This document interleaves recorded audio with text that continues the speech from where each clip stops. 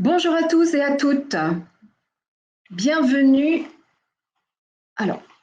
dans nutrition et sédentarité. Il n'y a personne pour le moment. Ah, mince. Bah oui, puis je savais bien que j'avais oublié un truc.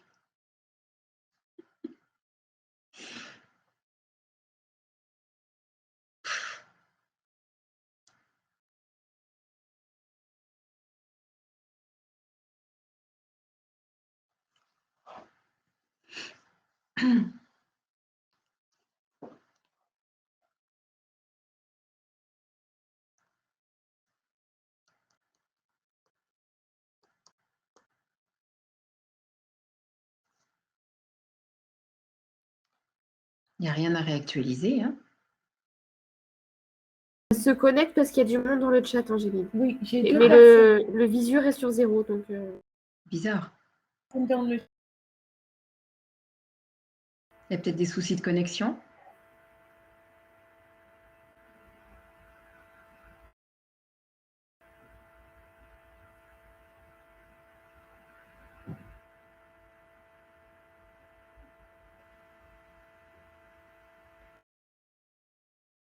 on a des commentaires dans le chat. C'est bizarre, ouais. Et puis Pour nous voir, l'œil est embêtant. à 12, c'est bon, je pense qu'on peut commencer. Ouais. Allez, on est parti.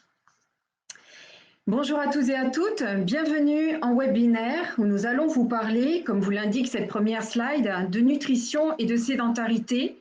On va faire le point ensemble. Cette présentation est retransmise en direct et sera captée pour un usage en replay.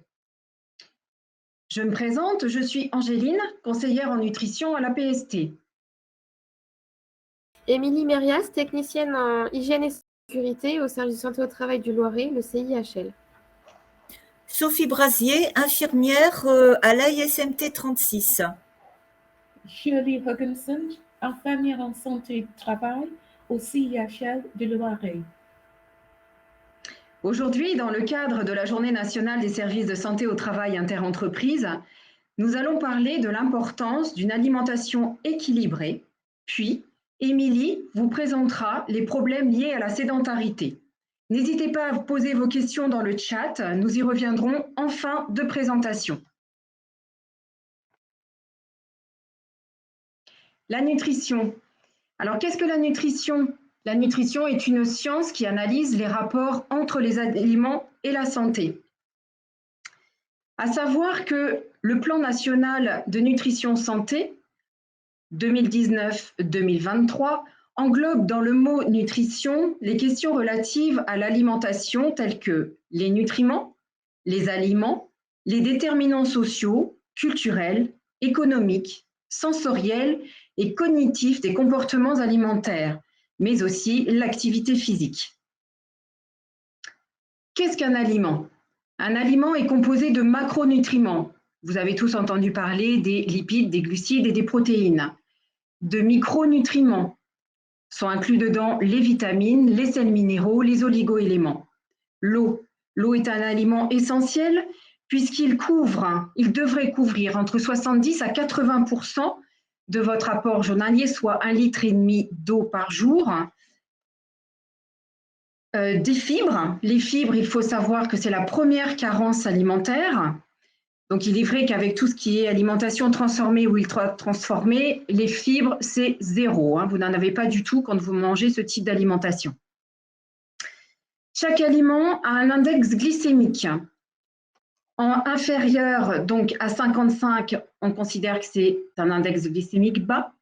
Entre 55 et 65, un index glycémique moyen. Supérieur à 65, c'est un index glycémique supérieur à 70, pardon, c'est un index glycémique élevé. En sachant que cet index glycémique varie en fonction de la cuisson que vous allez apporter à votre aliment. L'exemple type, c'est la pomme de terre. Lorsque vous la prenez, que vous la faites cuire à l'eau, son index glycémique est tout à fait correct. Et plus vous allez la faire évoluer en purée, l'index glycémique va augmenter. Et alors en frites, il explose donc vraiment les index glycémiques les plus élevés. Et donc, un aliment peut être aussi acide ou basique. Voilà, nous allons vous présenter une petite vidéo d'environ 2 minutes sur l'alimentation. Donc, la vidéo est extraite de Graines de Savoir et on se retrouve ensuite.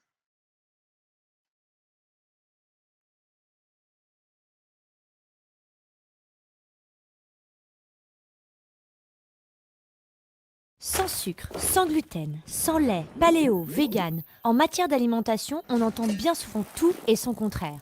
Alors, quand il s'agit de bien manger, pas toujours facile de s'y retrouver. Avant de perdre l'appétit, faisons le point sur ce que disent les experts.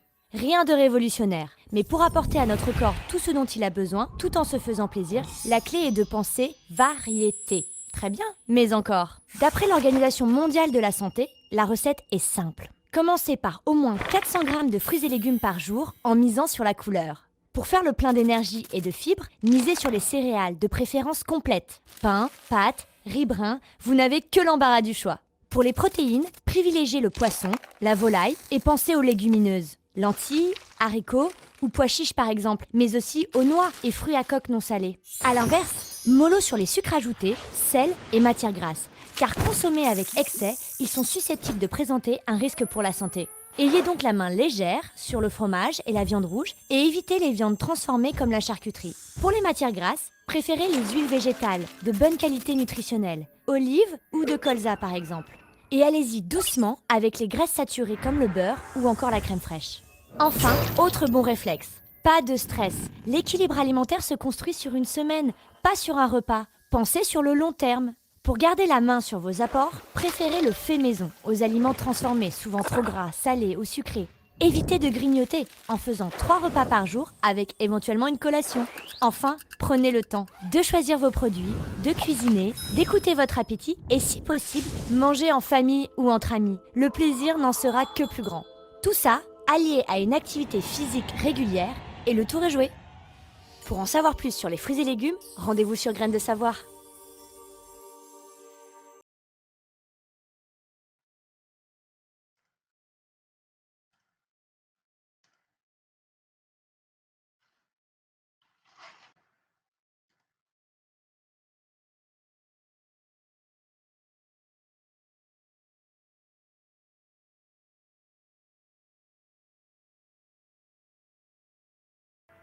Petit souci technique, on a perdu la présentatrice.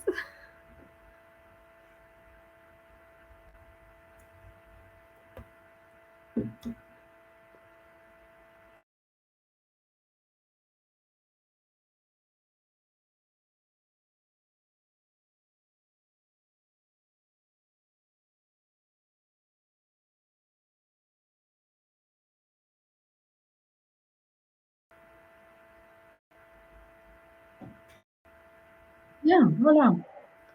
Les aléas.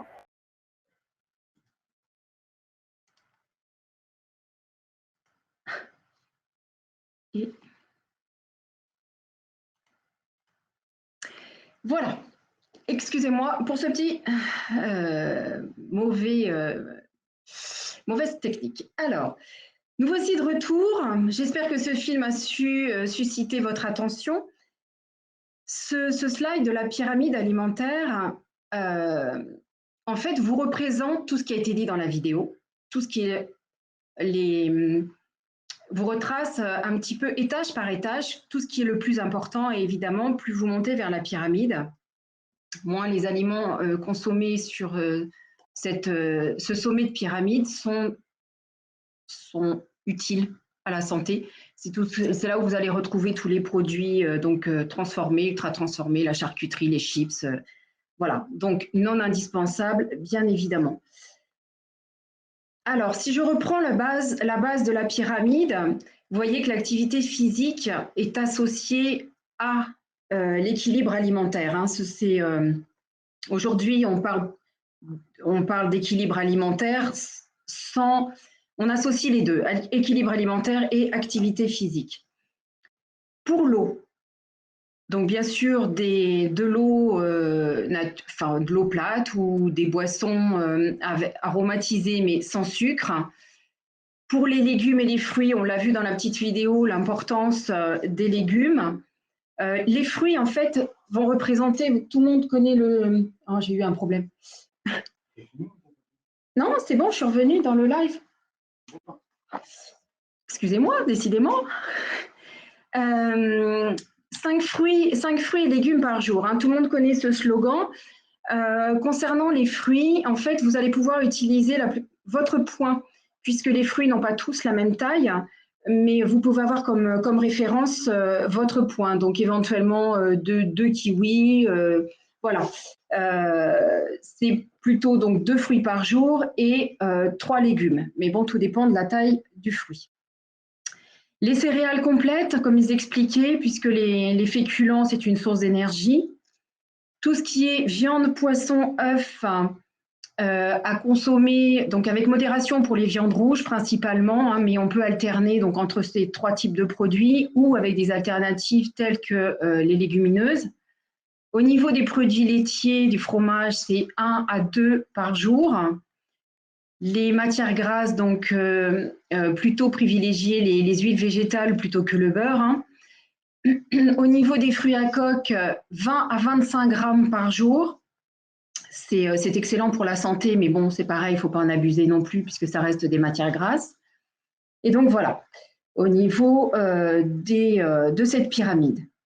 Maintenant, cette pyramide, on peut la mettre en place en pratique tous les jours, entre le petit déjeuner, le déjeuner et le dîner, en sachant qu'une assiette peut être partagée sous cette forme-là, avec donc une demi-partie pour tout ce qui va être légumes, hein, ça doit représenter 50% de l'assiette, 25% viande, poisson, œufs, 25% de féculents, un produit laitier, un fruit. Donc après, on a voilà, donc une idée hein, de petit déjeuner, puisqu'il y a des personnes, soit qui ne déjeunent pas du tout, mais sinon qui préfèrent peut-être des petits déjeuners salés plutôt que sucrés.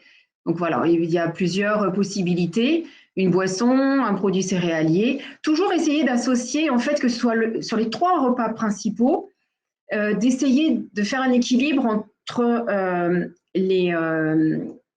l'eau, enfin l'hydratation, la consommation d'un produit céréalier ou de féculents, d'un produit laitier, donc protéines, et des fruits. Voilà, sur chacun des 3 principaux repas. Donc là, on retrouve aussi pour le déjeuner et le dîner, en sachant que le petit déjeuner doit représenter 25% de votre apport journalier, le midi, le déjeuner, donc 50%, et le dîner, 25%. Avec ça, c'est l'idéal pour une répartition. Ne pas trop manger le soir, c'est mieux pour la nuit. Donc là, le slogan que l'on retrouve, dont je vous ai parlé tout à l'heure, manger 5 fruits et légumes par jour.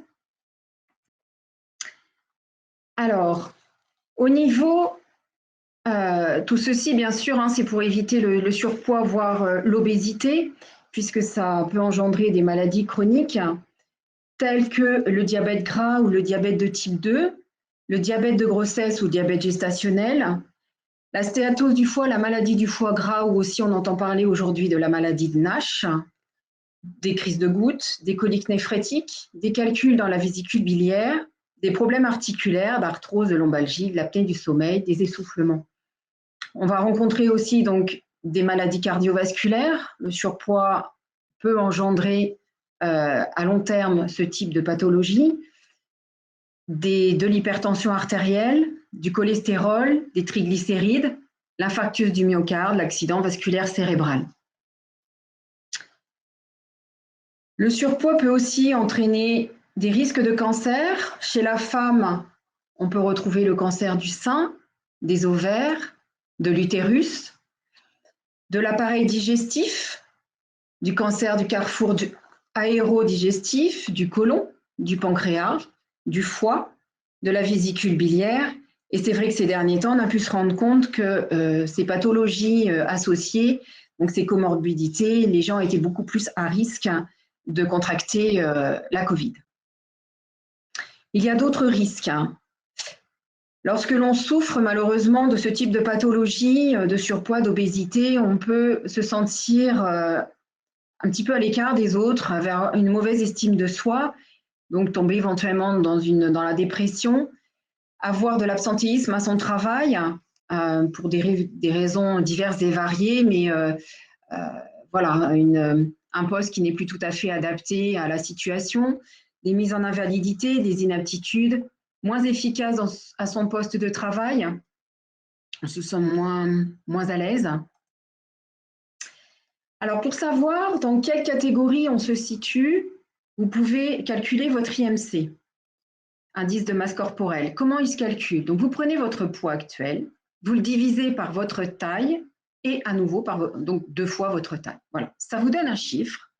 Et ce chiffre correspond à une tranche qui est représentée en dessous avec une insuffisance pondérale éventuellement ou la normalité entre 18,5 et 25, en surpoids entre 25 et 30, en obésité entre 30 et 40, ou voire en obésité, on dit morbide, supérieure donc à 40.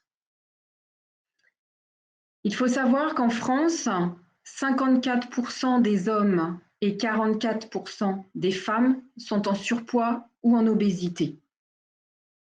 En 2020, près d'un Français sur 2 était en situation de surpoids ou d'obésité.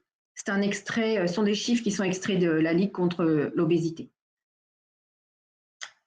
Alors, pour vous donner une idée, une femme entre 20 à 40 ans, pareil pour l'homme, hein, au niveau des chiffres qui sont notés là, mais une femme qui est donc âgée de 20 à 40 ans peut avoir une consommation de calories de 2200 calories par jour, un homme 2700. Donc, pour une femme là, avec donc une tranche d'âge, ça varie en fonction de la tranche d'âge, de l'activité physique et du sexe. Voilà. Donc, plus on vieillit, moins on a besoin de calories.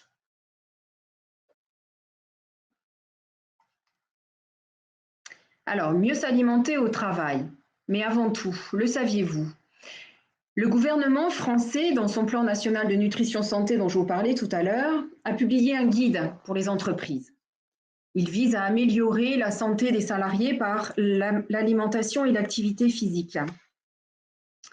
Et donc, ce qui est extrait là, entre guillemets, c'est agir au sein de l'entreprise sur la nutrition, l'alimentation et l'activité physique est, sans aucun doute, un moyen fort de contribuer au bien-être au travail, à la prévention des pathologies les plus fréquentes, à la réduction de l'absentéisme, à l'amélioration de la qualité au travail. Voilà, donc c'est un petit peu ce que je montrais juste avant avec les risques que ça pouvait engendrer. Alors, qu'est-ce qu'on pourrait proposer éventuellement aux employeurs? Pour les employeurs qui sont munis de restaurants d'entreprise, on pourrait leur proposer peut-être de mettre des affiches pour sensibiliser un petit peu les salariés, pour susciter l'envie et suggérer les choix peut-être de manière détournée pour qu'ils n'aient pas l'impression d'être obligés de prendre telle et telle chose, mais vont être un petit peu plus subtils. Équiper les salles de pause repas avec des réfrigérateurs, des micro-ondes, prévoir un temps de déjeuner d'au moins 30 minutes pour améliorer la digestion, promouvoir un moment de convivialité entre les collègues, réduire le coup de barre de 15 heures, mais aussi avoir le temps de mastiquer. C'est quand même c'est par la mastication en fait que démarre la digestion, et donc plus on a de temps pour mastiquer et plus les messages sont envoyés au cerveau. Les distributeurs, donc remplacer peut-être les confiseries et les boissons sucrées par des smoothies, des fruits frais, des oléagineux. On peut mettre bien sûr des fontaines à eau pour une distribution d'eau plate, des paniers de fruits lors des petits déjeuners conviviaux, peut-être mettre en place des formations avec des comités de bien-être pour expliquer un petit peu l'importance des 5 facteurs du vivant, pour essayer d'apprendre à se détendre et travailler sur le psychisme aussi. Information ludique sur les bienfaits des repas équilibrés. Et pour aller plus loin, il existe des AMAP, donc qui sont des associations pour le maintien d'une agriculture paysanne. Il suffit simplement d'adhérer. Et ils vous livrent des paniers de légumes, donc avec des produits de saison et de proximité. Alors là, on va voir des slides concernant des situations d'alimentation, que ce soit au restaurant d'entreprise ou au restaurant, avec des lunchbox, en sandwich ou en fast-food. Donc voilà, il y a des peut-être plutôt privilégier donc ce qu'il y a sur le côté gauche, voilà, jaune, plutôt que des menus complets qui peuvent être lourds avec des sauces, des fritures, des pâtisseries. Voilà, quelque chose un petit peu plus soft, mais malgré tout qui nourrit et qui sera moins, qui favorisera moins donc cette montée de glycémie en fin de repas. Donc là, c'est donner des conseils. On pourrait éventuellement donner des conseils sur le type de sandwich, hein, même si en tant qu'employeur, vous n'avez pas à juger ou à imposer un mode d'alimentation à vos salariés, mais vous pouvez les sensibiliser dans leur choix. S'ils mangent au restaurant, donc voilà, ou le sandwich ou le panier repas, donc lunchbox. Voilà, avec des crudités, des légumes cuits, des viandes, on peut très bien se faire ses propres petites salades. Et donc éviter tout ce qui va être matière grasse, les produits sucrés, limiter la consommation de sel. Donc là, on a la consommation de sel à 4 grammes par jour. Les produits sucrés, en fait, l'OMS tolère 50 grammes par jour de sucre, en sachant qu'aujourd'hui, vous trouvez pratiquement du sucre dans pratiquement dans toute l'alimentation, puisque le surimi, vous en avez, le saucisson, vous avez du sucre. Enfin voilà, donc il faut faire extrêmement attention. Le but étant d'apprendre à lire les tableaux nutritionnels et les ingrédients des produits que vous achetez. Voilà, il y a un site qui peut vous aider, mangerbouger.fr, tout le monde le connaît. Vous avez dedans ce qu'on appelle la fabrique à menus. Et voilà, ça vous donne des idées, ils sont équilibrés. Et puis, comme ça, après, vous allez faire les courses en conséquence de ce que vous aurez choisi. Voilà, et donc là, c'est pour le fast-food. Donc là, évidemment, très compliqué de consommer ce type. On peut pas consommer ce type d'alimentation tous les jours, hein, bien évidemment. Mais quoi qu'il arrive, on va plutôt faire une alimentation un peu plus soft avec le hamburger plutôt que soda, menu XXL. Voilà. Après, adapter les repas, la prise de repas en fonction de ses horaires de travail. Donc là, c'est vrai que souvent de fois, les salariés expliquent que c'est très compliqué. Ils ne savent pas trop comment faire. Un coup, ils sont du matin, un coup, ils sont de l'après-midi, un coup, ils sont de nuit. Donc, ce petit flyer, vous pouvez le retrouver dans la plupart des services de santé ont ce type de flyer. Sur une journée, on va plutôt être sur 3 repas avec une petite collation, juste avec une infusion ou des choses comme ça. Mais pour le travail d'équipe ou de nuit, on va plutôt être sur une prise une alimentation en quatre prises.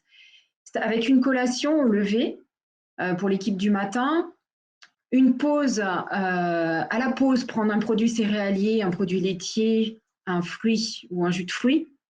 Essayez de reprendre les habitudes d'un repas au niveau du déjeuner, si l'horaire le permet, et le soir un peu plus léger, mais voilà, réparti sur la journée sous 4 prises de repas comme ça. Pour l'après-midi, même chose. Essayez le plus possible d'intégrer les repas donc en famille et le reste, prendre quelque chose d'un petit peu plus léger ou des collations et utiliser le fruit ou un produit laitier et un produit céréalier pour éviter quand même d'avoir trop faim, bien sûr.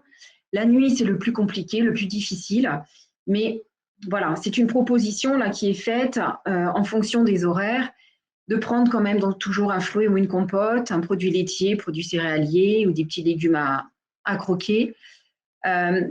Avant de quitter son travail, c'est bien de pouvoir déjeuner le temps du transport, qu'on commence la digestion et on se couche pour être un petit peu plus, pour avoir une meilleure qualité de sommeil. Et au moment où on se lève, prendre un repas le midi et donc le soir en famille. Voilà, je vais donc laisser maintenant la parole à Émilie. Bonjour à tous. Donc, on va maintenant passer sur la partie sédentarité.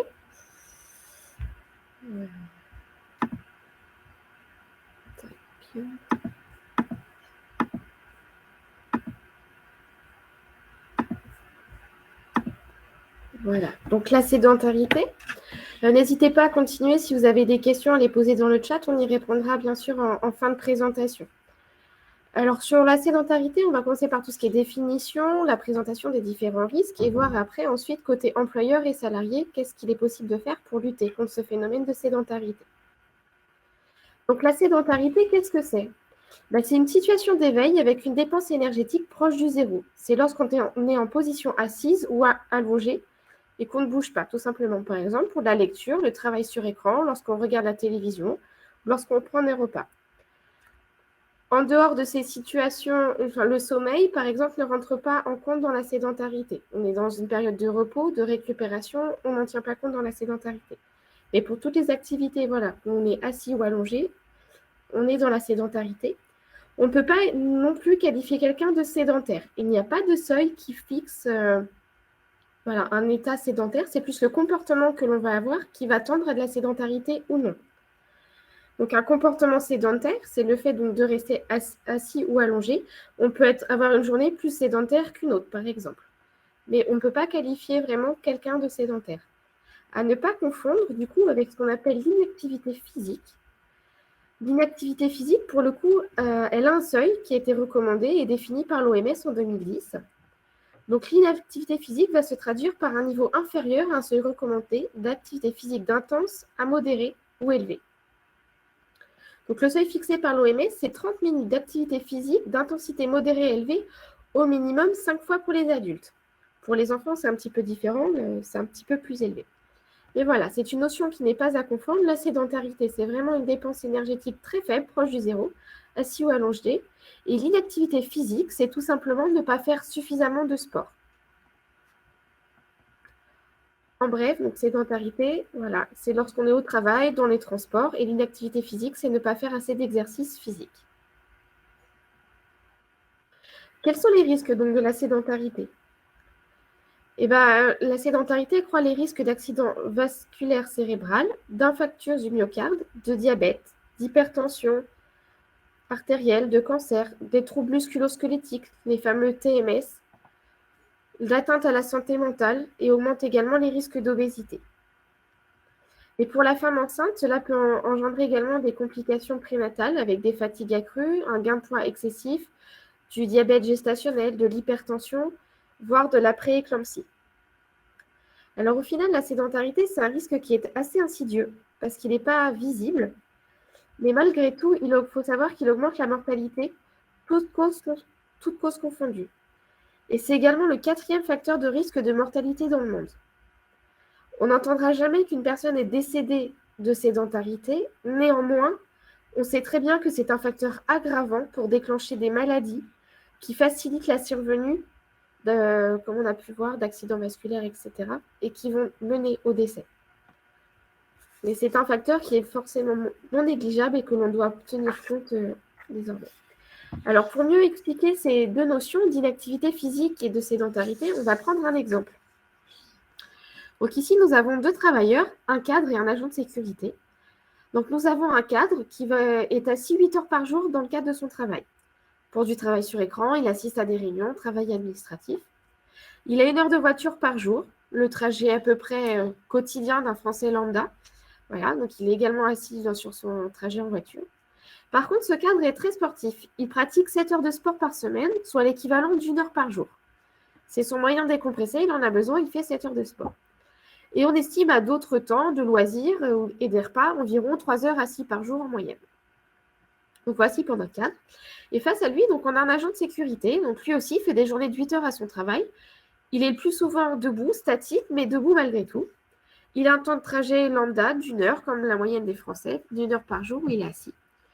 Et lui, il fait un petit peu moins de sport, 2 heures de sport par semaine. Mais il faut savoir que 2 heures de sport par semaine, ça correspond quand même à 12% des Français.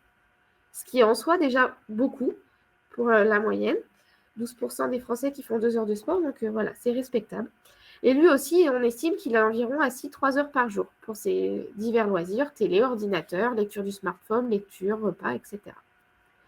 Si on s'intéresse maintenant à nos deux autres notions, l'inactivité physique, donc au sens de l'OMS, qui va être le plus inactif, eh ben, ça va être l'agent de sécurité. Parce que lui, il va être en dessous des 30 minutes recommandées par l'OMS le journalier.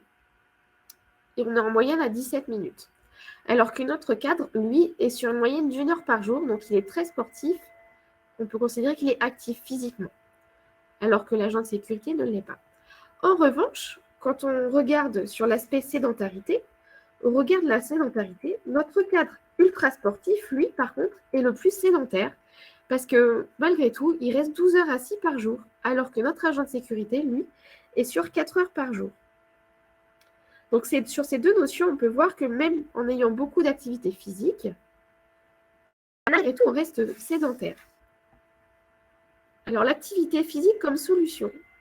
L'activité physique permet de diminuer les répercussions de la sédentarité sur la santé.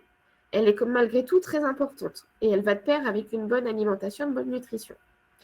Le sport va limiter les effets de la sédentarité, mais ne peut pas les supprimer complètement. Notamment dans le cadre d'une activité physique standard, donc comme 12% des Français, le sport ne suffira pas à supprimer complètement les effets d'un poste entièrement sédentaire. Pour cela, on estime que par jour, il faudrait réaliser 1 heure à 1 heure 15 d'activité physique modérée et intense pour espérer compenser les 7 heures de sédentarité. On voit bien que dans notre mode de vie actuel, si on doit réaliser 1 heure à 1 heure 15 d'activité physique modérée et intense pour compenser 7 à 8 heures de sédentarité au travail, c'est quand même difficile à réaliser. C'est pourquoi, dans notre exemple, le cadre pourtant très sportif n'arrive pas à compenser ces 12 heures assis malgré son heure de sport quotidienne. Alors, arrivé là, on peut se demander, mais quelle est la solution pour éviter la sédentarité? Eh bien, il n'y a pas une solution miracle, mais c'est bien de combiner toutes les solutions possibles. Côté salarié, en plus de votre activité physique régulière telle que recommandée par l'OMS, donc en plus des 30 minutes quotidiennes, ce qu'on peut faire, nous, à notre propre initiative, ça va être déjà d'utiliser les escaliers en priorité, favoriser l'emploi des escaliers. Se lever et bouger un minimum toutes les 30 minutes, s'accorder de ce qu'on appelle des pauses actives pour se mobiliser, d'aller marcher ou ne serait-ce que de se mettre debout, faire des étirements. S'accorder aussi une vraie pause déjeuner, notamment pour marcher, éviter de manger à son poste de travail, mais au contraire d'aller à l'extérieur ou ne serait-ce que d'aller marcher 5-10 minutes pour se mobiliser et de faire des étirements. Lorsqu'on a la possibilité ou qu'on a besoin d'aller échanger avec un collègue, essayer d'aller directement à son bureau, se rendre à son bureau plutôt que d'envoyer un mail. Également, pour venir au travail, privilégier les transports en commun qui encouragent à la mobilité. Alors, ça peut être de venir à pied, de venir en vélo, en trottinette. Ou si on doit venir en voiture, essayer de se stationner un petit peu à distance de l'entrée de son travail pour justement favoriser la marche à pied. Si on vient en métro, même chose, de prévoir de descendre à l'avance ou en bus, c'est pareil, pour justement se forcer à marcher un petit peu et se donner de l'activité physique. S'étirer également régulièrement, donc à son poste de travail ou se lever pour s'étirer, c'est très bon aussi, ça permet de couper un petit peu de la sédentarité. Ou toute autre initiative qui peuvent être mises en place. Et l'employeur alors, parce que là on voit les solutions côté salarié, mais que peut faire l'employeur lui? On vient de voir que le salarié à lui seul va lutter contre la sédentarité, surtout si son activité professionnelle le contraint. Mais l'employeur, lui, doit déjà tout simplement considérer la sédentarité comme un véritable risque professionnel à prendre en compte, et il se doit de le faire figurer dans le document unique d'évaluation des risques. Ainsi, on pourra également proposer des actions concrètes pour réduire ce risque. Donc ça va commencer par recenser les postes de travail qui exposent à la sédentarité et de voir ensuite les mesures que l'on peut proposer. Pour cela, n'hésitez pas à faire appel à vos services de santé au travail. On peut vous accompagner pour la constitution et la mise à jour du document unique. Et on peut également vous accompagner pour faire un point sur la sédentarité dans l'entreprise et sur les postes de travail. L'employeur peut également agir donc, sur l'aménagement des locaux au sein de ces locaux. Donc pour cela, de proposer ou d'installer des tables hautes. Donc ça peut être pour les pauses, faire des pauses debout, inciter la petite pause café debout, pour favoriser aussi les temps d'échange. Quand les salariés doivent échanger entre eux, voilà, ça permet de se mobiliser, d'éviter la station assise statique, d'aménager des vestiaires et des douches sur le lieu de travail. En faisant ça, ça permet d'inciter les salariés à venir en vélo ou en course à pied, ou également lors de leur pause déjeuner, de les encourager à faire une activité sportive Comme ça, ils peuvent ensuite se doucher après ça et voilà, ça encourage à ça. Prévoir un garage sécurisé pour les vélos. Comme ça, les salariés peuvent aussi utiliser ce moyen de transport pour venir au travail. Donc, ça peut être pour les vélos, pour la trottinette, voilà, c'est toujours bénéfique. Ou bien dédier une salle pour l'activité physique avec du matériel à disposition, comme des tapis de marche, des vélos elliptiques. Ça peut être un simple tapis de yoga pour voilà, faire des étirements, des exercices. Et sachez également qu'en 2021, donc, un décret est sorti et le gouvernement donc, encourage les entreprises à inciter les salariés à la pratique sportive. L'entreprise peut bénéficier d'exonérations de cotisations et de contributions sociales si elle encourage la pratique sportive au sein de son établissement. Les seules conditions, c'est que la prestation proposée doit être accessible à l'ensemble des salariés. Donc ça peut passer par le biais de cours collectifs au sein de l'entreprise, mais aussi donc de l'aménagement d'une salle de sport avec des équipements qui sont à disposition de tous. N'hésitez pas à vous renseigner pour ça. Pour les salles de pause, on peut aussi prévoir l'installation d'un baby-foot, d'un billard, voilà, qui permet de faire un petit peu d'activité et au moins d'être debout. Autre possibilité pour l'employeur, c'est de sensibiliser et d'encourager les salariés. Alors, sensibiliser, c'est un peu ce que vous fait aujourd'hui par le biais de cette présentation. Donc, sensibiliser les salariés aux risques liés à la sédentarité pour qu'ils soient mieux informés des risques encourus et des conséquences. Pour cela, vous pouvez demander une sensibilisation à votre service de santé au travail. Ça peut être de mettre à disposition des salariés la plaquette Lutter contre la sédentarité. On vous mettra le lien dans le chatbot un petit peu plus tard pour que vous puissiez la télécharger si ça vous intéresse, ne serait-ce que pour faire de la communication d'interne. Ça peut être de proposer des étirements collectifs ou encourager toutes les initiatives personnelles au sein de votre entreprise.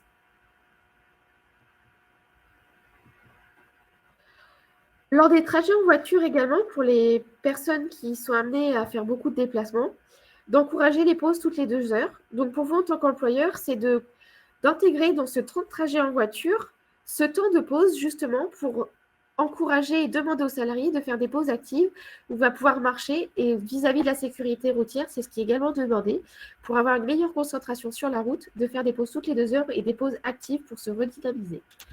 Ça va être aussi d'inciter les salariés à utiliser les escaliers, les pauses debout ou le vélo. Vous pouvez également prévoir de participer financièrement à une inscription à une activité physique ou bien de proposer des primes pour ceux qui choisissent le mode de transport en vélo, par exemple, pour se rendre au travail. Pour le trajet vélo domicile-travail, voilà, prévoir un petit dédommagement, une petite prime. Vous pouvez également nommer des référents en interne qui peuvent encourager à la prise de pause active. Vous avez sûrement dans vos entreprises des personnes qui sont assez sportives ou qui aiment voilà, le sport, le yoga et qui peuvent proposer à l'ensemble des salariés ou des collaborateurs ne serait-ce que 5 minutes d'étirement pour couper la journée et encourager tout le monde à se mobiliser. Au niveau de l'organisation du travail, vous pouvez également agir en essayant de réaliser des réunions courtes debout, plutôt que des réunions qui durent des heures assis, mais des réunions courtes debout, quitte à en faire plusieurs, mais voilà. Lors des réunions un peu plus longues, d'éviter les plateaux repas. La pause repas, ça doit être l'occasion de marcher un minimum, de s'aérer. Donc, on peut très bien aller déjeuner à l'extérieur et prévoir un temps de digestion où on va tous marcher ensemble. Et c'est très bon aussi pour la cohésion d'équipe. Il faut savoir que toutes les pauses actives, c'est les pauses de récupération où on peut mettre de la mobilité. Ça permet surtout aussi de réduire le stress dans l'entreprise et de conserver une meilleure concentration pour les salariés. Donc, en plus de lutter contre la sédentarité, on gagne aussi en efficacité derrière au niveau du travail. Donc, tout le monde peut s'y retrouver. Au niveau de l'aménagement des postes de travail, donc on peut prévoir des casques audio sans fil, notamment pour les salariés qui sont amenés à passer de nombreux coups de fil. Ça peut être les commerciaux, les plateformes téléphoniques. Le fait d'avoir un casque audio, on va gagner en mobilité et en liberté. Donc, on peut se déplacer et le salarié, donc du coup, peut marcher pendant qu'il passe ses coups de téléphone. Ça ne pose aucun souci.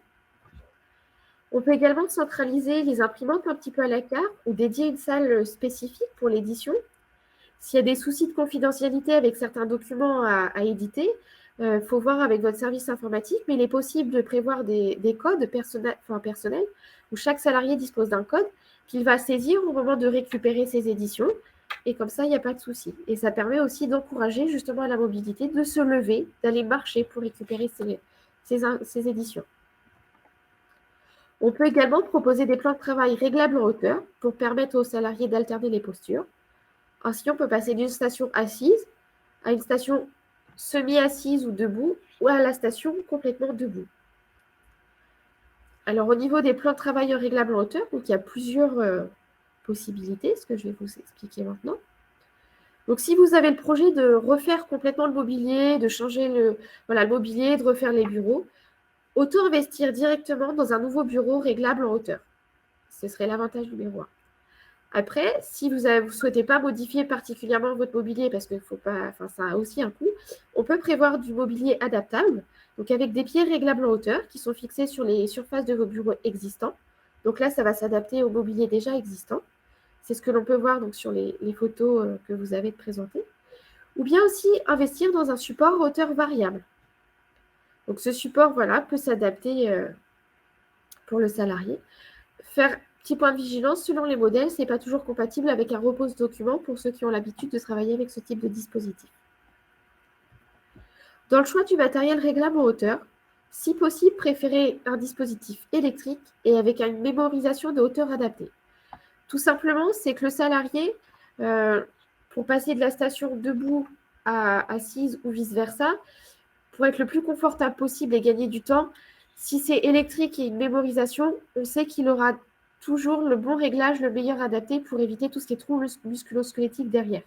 Alors que si c'est quelque chose de manuel, ça prend plus de temps, c'est plus contraignant, c'est plus lourd et on n'est pas sûr que ce soit toujours bien réglé comme ça convient. Alors que si on le fait une bonne fois pour toutes avec une mémorisation de hauteur, on sait que ce sera toujours bien adapté pour les salariés. Et enfin, pour finir, avant tout achat, toujours prévoir une phase de test et demander un essai avec son fournisseur. Toujours prévoir une petite période d'essai pour tout le personnel afin d'acheter le meilleur produit possible et qui va convenir à chacun. Et la Swiss Ball, on en entend de plus en plus parler. Alors qu'en est-il? Est-ce que c'est une solution miracle? Alors la Swiss Ball, il faut savoir qu'elle va induire une posture plus dynamique et plus variée que le fait d'être assis sur une simple chaise. Et elle va également apporter davantage de sollicitation musculaire. Donc on va avoir une dépense énergétique légèrement plus faible que sur une chaise. Parce que justement, on va jouer avec l'équilibre et également, on va pouvoir se muscler. En revanche, elle apporte quelques petits inconvénients. Elle ne peut pas être utilisée en continu, parce que dans ce cas-là, si on le sert uniquement, on arriverait sur la sursollicitation musculaire, on peut avoir des crampes, donc ce n'est pas ce que l'on recherche. Donc c'est à utiliser en combiné d'une chaise. Elle doit être utilisée uniquement sur la base du volontariat pour les salariés qui sont volontaires et en complément de d'autres actions. À elle seule, elle ne peut pas réduire la sédentarité non plus. Et il faut savoir aussi que seule la taille de la belle permet de choisir la hauteur. Donc souvent, il faut qu'elle soit associée et combinée avec un plan de travail réglable en hauteur pour éviter justement tout ce qui est TMS. Et la balle ne peut pas convenir non plus à l'ensemble du personnel parce qu'on a tous une morphologie différente, ne serait-ce que par la taille. C'est pour ça qu'il existe différentes tailles de balles en fonction de la morphologie, de la taille de la personne. Si on est grand ou petit, la taille de la Swiss Ball va varier, mais également en fonction de notre poids, le gonflage de la balle doit être adapté également pour pas qu'on soit non plus affaissé sur le ballon, auquel cas ce sera complètement contre-productif au niveau de la sollicitation musculaire. Si vous souhaitez plus de renseignements, il y a une petite fiche à télécharger qui a été réalisée par l'APST 37. Nous vous la mettrons également sur le chatbot pour que vous puissiez la récupérer. Donc elle va reprendre les différents avantages, les inconvénients, comment la mettre en place, etc. N'hésitez pas à la télécharger si vous souhaitez en savoir plus.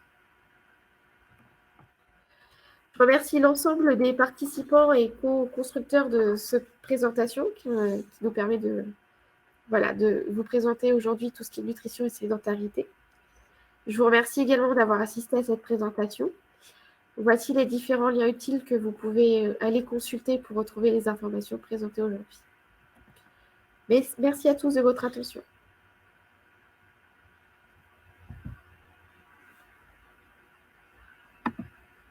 Si vous avez des questions, n'hésitez pas à les publier sur le chat pour qu'on puisse y répondre.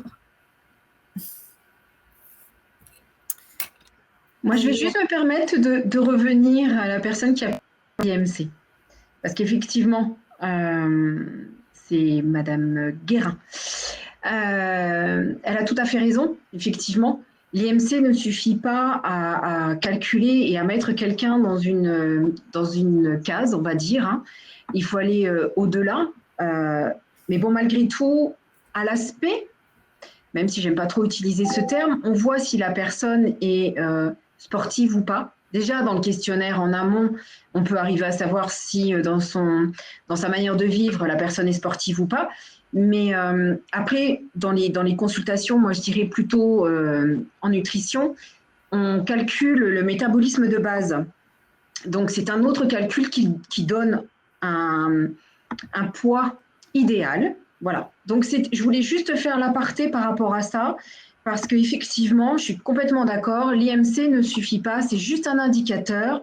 Et après, il faut creuser un peu plus en fonction de ce que l'on peut avoir lors de l'échange avec le salarié. Voilà, savoir si dans sa façon de vivre, c'est quelqu'un qui a plutôt tendance à bouger beaucoup et auquel cas ce sera du muscle. Et là, il n'y a pas de problème. Sinon, voir un petit peu comment, lui faire peut-être prendre conscience des risques que ça peut engendrer si c'est tout simplement et malheureusement une mauvaise alimentation. Voilà, merci.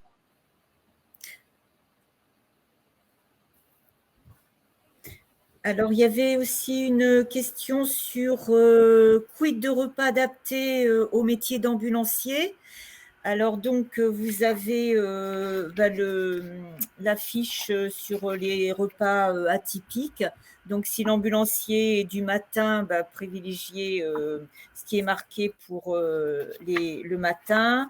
S'il est de l'après-midi, privilégiez les horaires de l'après-midi, le repas type de l'après-midi.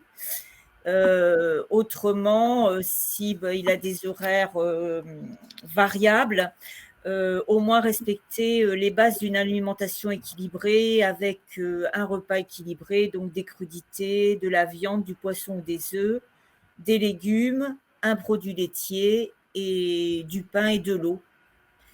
Voilà, j'espère que ça a répondu à votre question. Juste pour rajouter sur manger-bouger, le site mangerbouger.fr, il y a le fabrique un menu et avec ça, on peut commencer à organiser les menus plutôt adaptés en fonction de nos besoins et en fonction de nos goûts aussi. Alors, à première vue, il y a des problèmes de l'arsène. Je le dis pour mes collègues. Une question aussi sur le quid des enfants et la sédentarité, je crois. Quid de l'activité physique liée à gérer les enfants, repas, jeux, hygiène, etc. Bon, sachez que quand on fait le ménage, c'est considéré quand même comme une activité physique. Il y a une petite dépense énergétique parce que voilà, c'est physique. Donc ça rentre dans le cas de l'activité physique. Il n'y a pas de souci au niveau pour maintenir la propreté. Le jardinage aussi, ça permet de casser un peu la sédentarité. Après, avec vos enfants, rien ne vous empêche de faire des jeux, de leur proposer justement des petits jeux de gym, d'étirement. C'est aussi bon pour vous que pour eux, de proposer de la corde à sauter, d'aller marcher au parc, de leur proposer de faire des jeux avec eux justement, où vous allez pouvoir faire un peu de saut, un peu de course à pied, sauter dans des cerceaux, ou voilà, comme je le disais, ne serait-ce que des étirements à la maison si vous n'avez pas beaucoup d'espace, des petites séances de yoga. Ça contribue à éviter la sédentarité pour vous. Pour eux, ça permet aussi de les canaliser. Et voilà, donc ça peut être fait. Et les repas équilibrés sont aussi bons pour les enfants que pour les parents. Donc je pense que là-dessus, il n'y a aucune incompatibilité au niveau des repas, comme a pu le présenter ma collègue Angéline tout à l'heure. Alors, remettre au goût du jour la marelle, c'est très sympa. Hein. Tout à fait. Moi, je voulais juste aussi rebondir par rapport à la question qui est posée là sur le chauffeur de nuit qui part à la semaine. Donc, il est vrai que pour lui, son seul choix, ça va donc être de s'alimenter dans des restaurants. Et c'est vrai que s'il lui était donné une fiche, Il pourrait très bien se déplacer et avoir une idée de... Parce qu'en général, ce sont quand même ce qu'on appelle à volonté, des repas à volonté. Donc, le souci, c'est qu'il va être tenté de prendre beaucoup, puisque pour le même tarif, il peut manger beaucoup. C'est le piège des plats à volonté. Mais sinon, c'est vrai qu'il peut très bien être mis en place des petites fiches qui lui donneraient des petits guides, qui lui donneraient plutôt des conseils sur ce qu'il peut consommer et de quelle manière il peut les répartir sur sa journée entre le petit déjeuner, le déjeuner et le dîner. Voilà, c'est éventuellement ce qui pourrait être proposé pour ce chauffeur qui malheureusement part à la semaine et c'est très compliqué pour lui d'avoir quelque chose de fait maison et il est obligé effectivement de se contenter. Mais voilà, il va y avoir des sauces. Ces sauces-là, il est bien évident qu'elles ne sont pas... c'est pas ce qu'il y a de mieux. Alors, il peut éventuellement en mettre pour donner un peu de goût, mais après, c'est une question de quantité aussi. C'est ça. C'est qu'un filet, vous savez, quand on dit un filet d'huile d'olive, par exemple, c'est un filet, c'est pas 10 cuillères. Voilà, c'est arriver à doser aussi un petit peu en fonction des assaisonnements et surtout de la quantité. Le fait de prendre une assiette plus petite, visuellement, vous allez avoir le sentiment d'avoir mangé davantage que si vous prenez une grande assiette, vous allez avoir tendance à la charger, cette assiette. Donc, voilà, ça peut éventuellement être une possibilité de préparer, pour les personnes qui partent comme ça, de préparer des petites fiches techniques. Vous pouvez contacter les services de santé, puis petit à petit, je mets en place ma mission. Donc, voilà, petit à petit, ça va se mettre en place.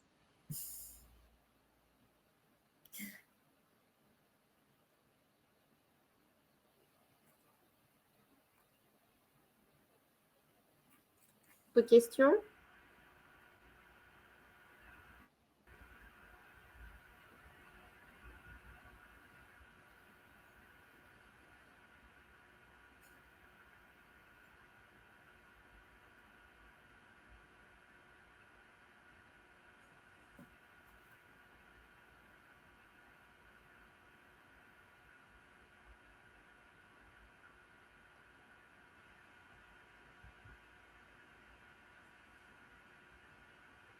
Non, c'est pas...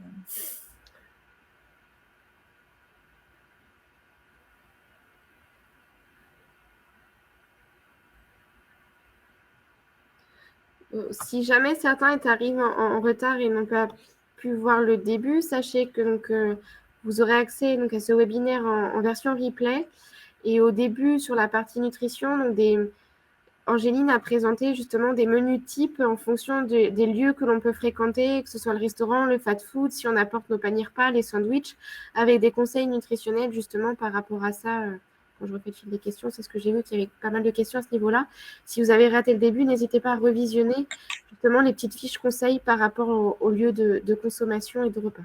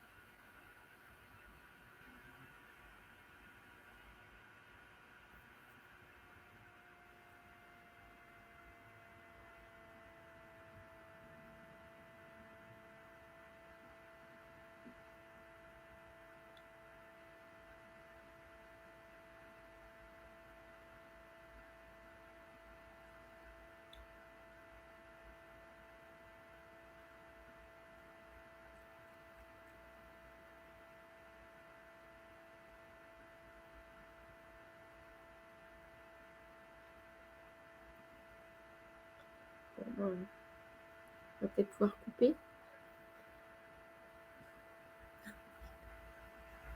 On va terminer. Merci à tous pour votre participation et d'avoir assisté. S'il n'y a pas d'autres questions, on va pouvoir stopper ce webinaire.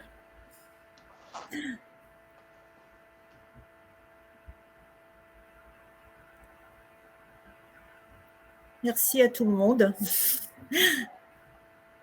Oui, merci. Puis n'hésitez pas à revenir vers vos services de santé pour avoir un peu plus d'informations, que ce soit pour des flyers ou pour juste des informations. Voilà, c'est quelque chose qui est en pleine construction et qui va évoluer en permanence. Donc, c'est au vu de l'impact du gouvernement aujourd'hui dans toute cette prise de conscience, ça va évoluer. Donc, voilà, n'hésitez pas de revenir vers nous au fur et à mesure. Merci beaucoup. Merci. Merci. Au revoir. Au revoir. Au revoir.